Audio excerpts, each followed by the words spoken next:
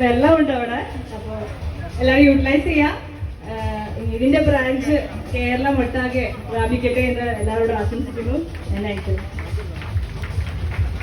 Thank you so much. അപ്പൊ നമുക്ക് ആദ്യം ഒരു മധുരത്തിൽ നിന്ന് തുടങ്ങാം.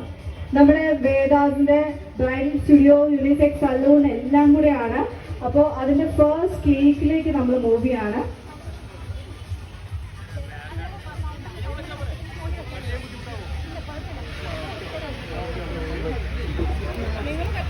ഹലോ, മധുരം കഴിക്കാം. എവിടെ ഒരു എനർജി വരട്ടെ ഇങ്ങോട്ട്.